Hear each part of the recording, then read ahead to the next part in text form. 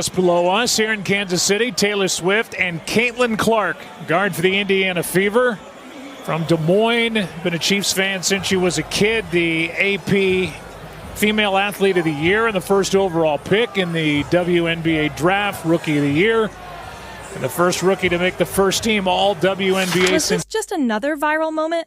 Or did Caitlin Clark and Taylor Swift just change women's sports forever?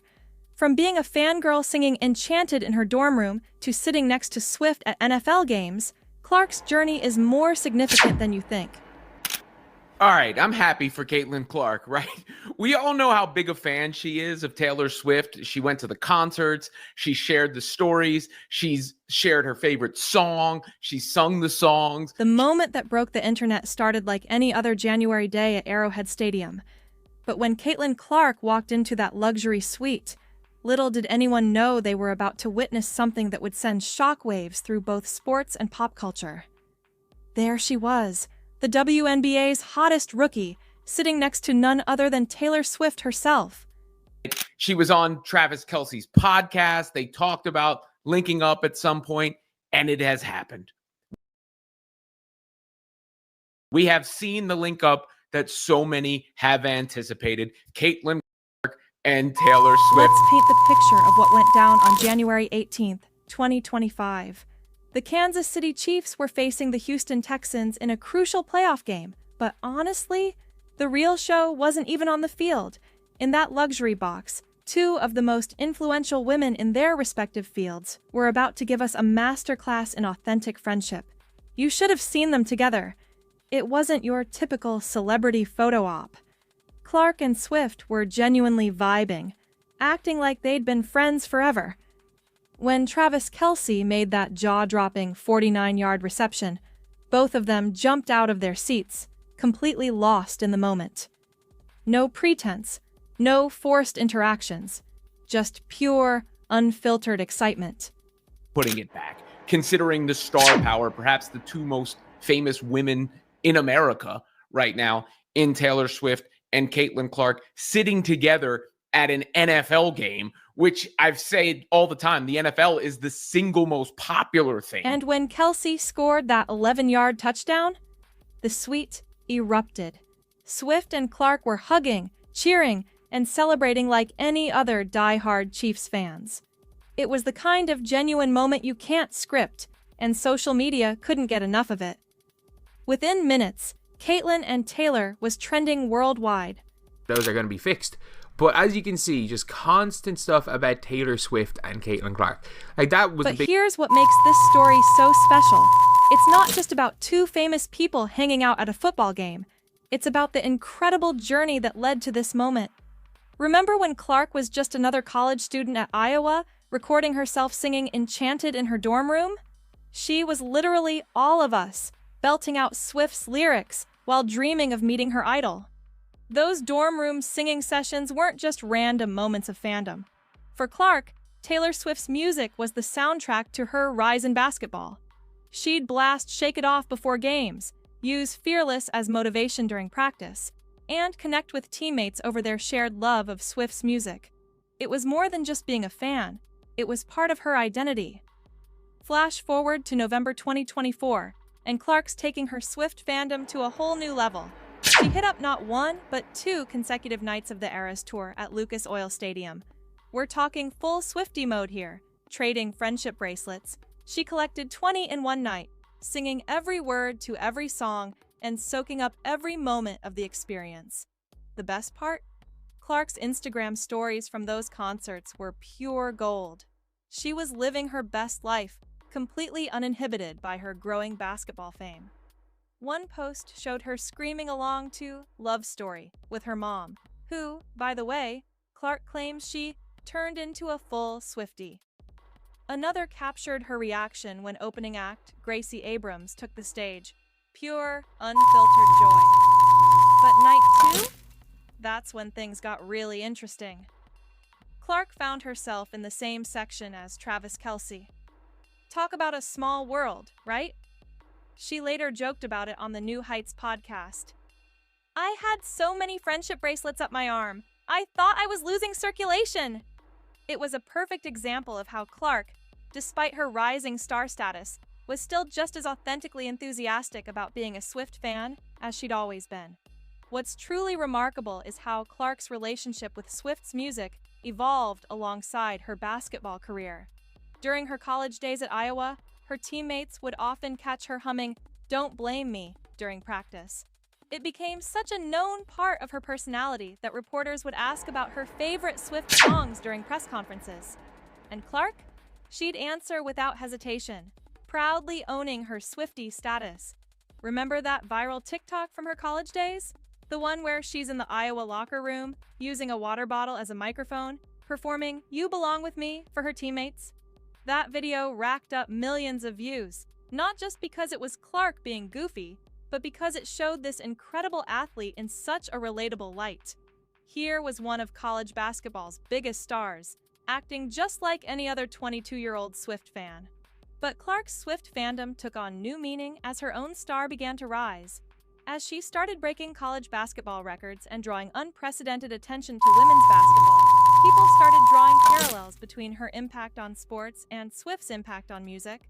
Both women were breaking records, challenging norms, and bringing new audiences to their respective fields. The moment everything changed was during the Eras tour stop in Indianapolis. Clark wasn't just another face in the crowd anymore. She was the Caitlin Clark. But you wouldn't know it from how she acted. She was dancing, singing, and trading friendship bracelets like everyone else.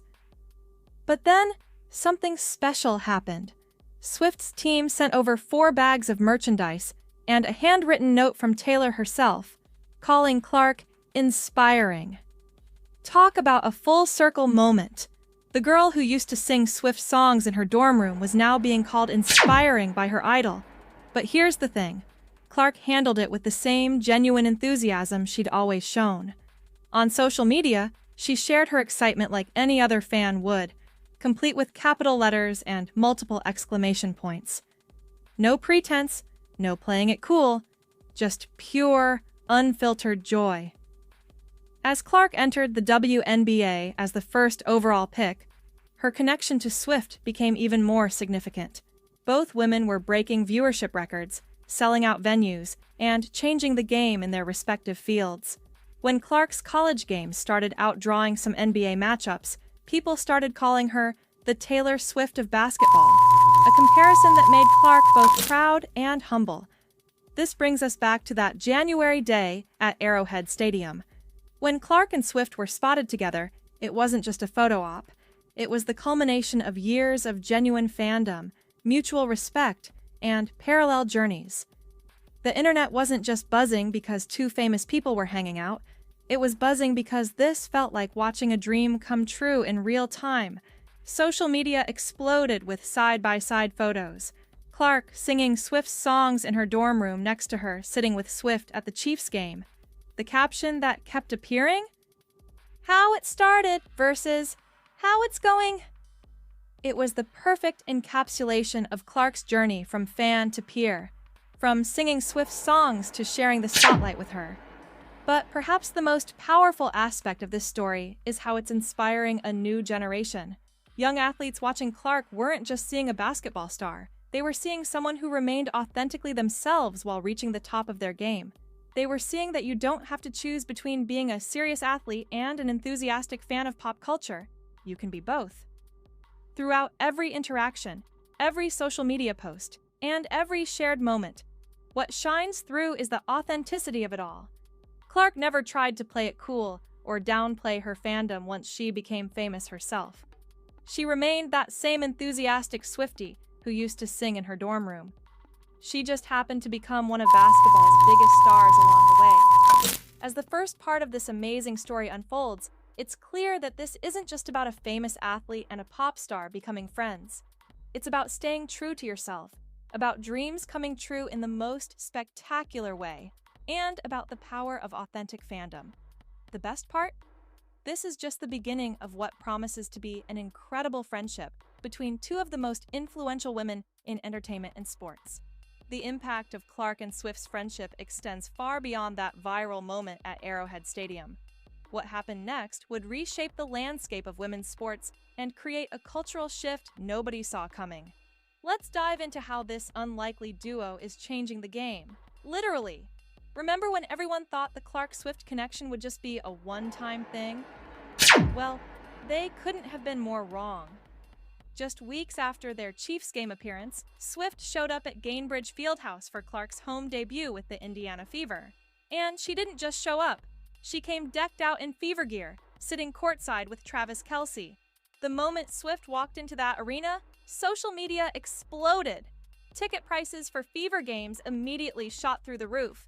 We're talking about resale values that rivaled some NBA games. The WNBA hadn't seen anything like it since Brittany Griner's return to the court. But this was different. This was pop culture, and sports colliding in a way that would change everything. But here's what makes this story even more incredible. Swift didn't just come for one game. She became a regular at Fever home games, often bringing along celebrity friends. Suddenly, Gainbridge Fieldhouse wasn't just a basketball arena. It was the place to be. The same way Swift made Chiefs games the hottest ticket in town, she was now doing the same for the WNBA. Let's talk numbers for a second. The Fever's social media following jumped by 500% in just 1 month. Their merchandise sales broke records, with Clark's jersey becoming the fastest-selling rookie jersey in WNBA history. But it wasn't just about sales and followers. Something bigger was happening. Young girls were showing up to games wearing friendship bracelets along with their basketball jerseys. They were holding signs that mixed basketball stats with Swift lyrics. "Fearless on the court" and "Look what you made her do" became common sights in the stands. The crossover between Swifties and basketball fans created a whole new kind of sports culture. Clark, meanwhile, was handling her rookie season with the same authenticity that marked her college career. During post-game interviews, she'd casually drop Swift lyrics into her answers, much to the delight of fans. After a particularly impressive three-pointer, she mimicked Swift's heart hands gesture, a moment that instantly went viral. But the real magic happened off the court. Swift and Clark started collaborating on community initiatives, combining their star power to promote women's sports. They launched a mentorship program for young female athletes, with Swift providing the platform and Clark bringing the basketball expertise. It was a partnership that nobody expected but everybody needed. The impact on the WNBA was unprecedented. Television ratings skyrocketed. Other teams started seeing increased attendance. The league's popularity among younger fans exploded. What began as a friendship between two stars became a catalyst for change in women's sports. Remember those empty seats at WNBA games? They became a thing of the past, at least for the Fever. Every home game turned into an event, with fans arriving hours early just to soak in the atmosphere. The pre-game playlist? All Taylor Swift, naturally, with Clark's favorite songs getting prime spots in the rotation. Social media couldn't get enough of their friendship. When Swift released her next album, she included a line about "shooting threes like my friend from the Midwest." Fans went wild, trying to decode every possible basketball reference. Clark, in turn, would recreate Swift's album covers during game warm-ups, sending both basketball and music fans into a frenzy. Their influence extended beyond just basketball and music. Together, they became powerful advocates for women in sports. When Clark spoke about equal pay in the WNBA, Swift amplified her message to her massive platform. When they appeared together on magazine covers, they used the opportunity to discuss the importance of supporting women's athletics. The friendship also humanized both stars in unexpected ways. Swift would share stories about trying and failing to learn basketball from Clark. Clark would post videos of Swift attempting to teach her choreography.